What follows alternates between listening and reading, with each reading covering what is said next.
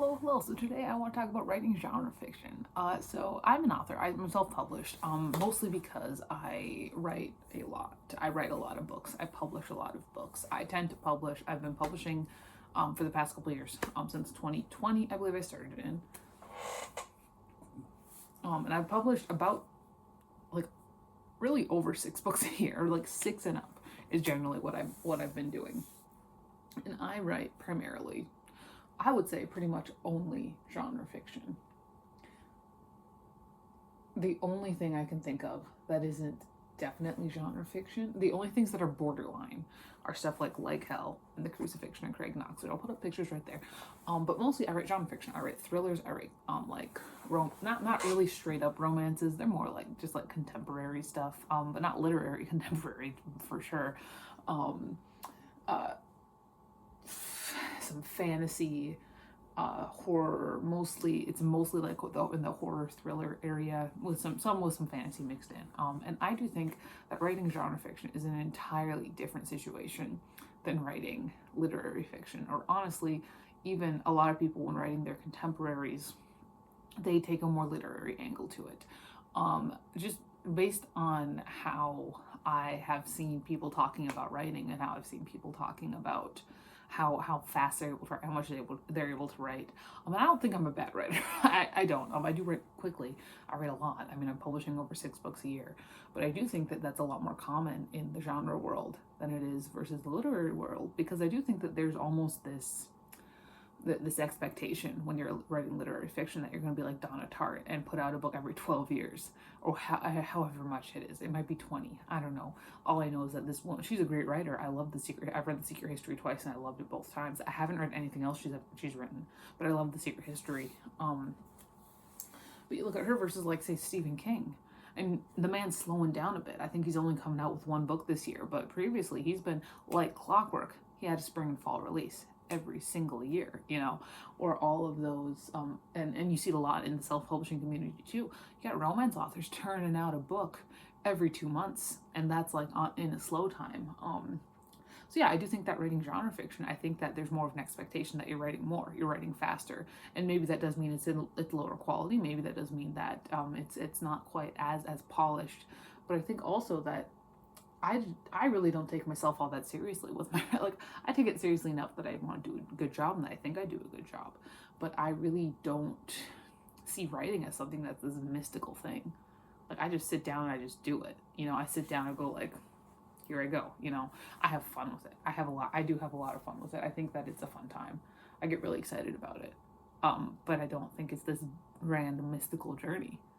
It's just me sitting down at my little desktop computer, going click clack click clack click clack click clack on my little mechanical keyboard. Yeah, I think it's different. I think there's a difference to it. I think that I do love genre fiction. Like I'll read some literary fiction, but not much. And I do think that a lot of our classics are dystopian is genre fiction. That knocks out a whole chunk of classics right there. Lord of the Flies is a horror novel. So is everything Shirley Jackson ever wrote. Notre Dame de Paris is historical fiction. It's a classic, but I mean Victor Hugo wrote that in the 1800s and it takes place in the 1400s. That's historical fiction. Genre fiction gets a bad rap, I think. I know genre fiction gets a bad rap for these people who are these great serious writers and readers. And I got an English degree, so I know about those great serious writers and readers. Genre fiction, I think, has so much to offer that literary fiction is too busy being up its own ass to really even think about. With genre fiction, especially with horror, because horror is my one true love, and I don't know if I've ever really succeeded at writing a really good horror novel. I do think that all my things that I call thrillers, like my serial killers with cookies, are actually just slashers in disguise, because the thing with a thriller is that you don't really know what's going on, and you know who the serial killers are in serial killers with cookies. That's a slasher. And same with New Match, which is coming out soon. This is the proof. I call it my Christian Mingle thriller, but it's 100% a straight up slasher.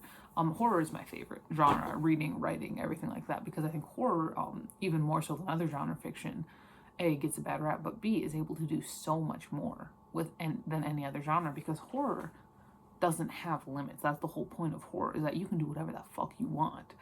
And I think that's why a lot of people push back against the cozy horror thing when people are talking about it. And I really do think that people who actually like horror do have the horror that just feels like, oh, like nice and cozy to them, but it's not cozy horror. Like for me, what feels nice and cozy and homely to me is not homely, but homey to me is Stephen King.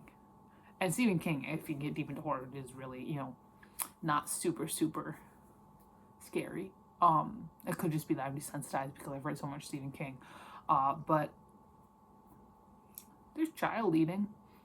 There's like this is so like nice and cozy, and so many people just got brutally murdered, So it's like I feel like cozy horror, every horror fan has that horror that makes them feel all warm and fuzzy inside. But if a non-horror fan came in and read it, they wouldn't see it as cozy, And if we try to sanitize things like horror, as they've done with fantasy and science fiction, I think that's a problem. Like people can write horror or like things with like spooky ambiance, because I think that's really what people are talking about. Stuff like Nightmare Before, they're talking about children's horror. They're talking about children's horror. That's what they're talking about, like Nightmare Before Christmas or Hocus Pocus. That's children's horror. Go read a fucking Goosebumps book. That's what you want. You want to read a Goosebumps book. So this just got into a discussion about cozy horror, and this whole discourse is long over by now. Like people haven't talked about cozy horror forever, so I'm just probably when I post this in 4 years, I'm gonna drag it all out again. But that's what people are looking for, is children's horror. That's what cozy horror is. If we don't want to, and it's okay to have things that you don't really want to read about in horror. I know a lot of people don't like to read about sexual assault, which is very prevalent in horror because it's a horrific thing that can happen to people, and that does happen to people. And I mean, yeah, but to say that horror should never have sexual assault is where I'm like, well, but that's a horrific thing that happens to people, that's just a horrific thing that happens. So why wouldn't it be in horror? Same with like a violence against children. I understand if you don't want to read a book that includes violence against children, but to say it should never be in horror is stupid, because that's a horrific thing that happens to children, and why would it be taboo to put it in a book about horrifying things that happen? And that's the whole thing with horror, is that horror should not have any taboos. If something is taboo, then it belongs in horror. That's just what it is. That's why I think that we have so many of our kind of our 80s 90s horror authors are openly gay, or at some point did come out as some form of queer. Mr. Clive Barker, Mr. Bret Easton Ellis, who called himself bisexual for a while, but you read his books and the way he describes women versus the way he describes men, you're like, are we sure, Mr. Ellis? Are we 100% sure? Mr. Chuck Palahniuk, more recently Mr. Chuck Tingle. Like it's like there's, I think that's why we see a lot of that art. It's like Exquisite Corpse by Poppy Z. Bright is so sexual and is so horrifying, and also made me cry. It was so good. I loved Exquisite Corpse. It was so good. And the book. So yeah, I think it's genre fiction allows you a place to explore those things without any real constraints. Literary fiction has, like, if you're writing literary fiction, let me wrap it around. If you're writing literary fiction, there's such a strong status quo. And genre fiction is a little bit more open, I think. And like I said, like I do still read literary fiction, but I don't think I'll ever write anything that you would really call literary fiction, because maybe it's because I like plot too much. Like I like everybody. I mean, obviously you read something for the characters, but I love plot. I think plot is so much fun. The only books that I've written that don't really have a good deal of plot are probably the Yachts Boys ones. But I like plot. like it. I think it's fun. I think situations are fun. And that's, I think, probably one thing that genre fiction is really more into than lit fic is plot. Especially stuff like your thrillers, your horror novels is like, it's plot and concepts. And literary fiction is sad person in New York, which is a gross oversimplification. I know there's been a lot more diverse literary fiction that's been coming out in the recent years that has more than just sad person in New York. But sometimes it's not. Sometimes even that is still sad person in New York. It's just the sad person from a different country in New York. You know, like it's still sad person in New York or Paris or London. Or give me another large Eurocentric city or Western-centric city, I suppose. Yeah, I didn't mean to just sit here and shit on literary fiction and then digress into cozy horror for a couple minutes. But yeah, I don't know.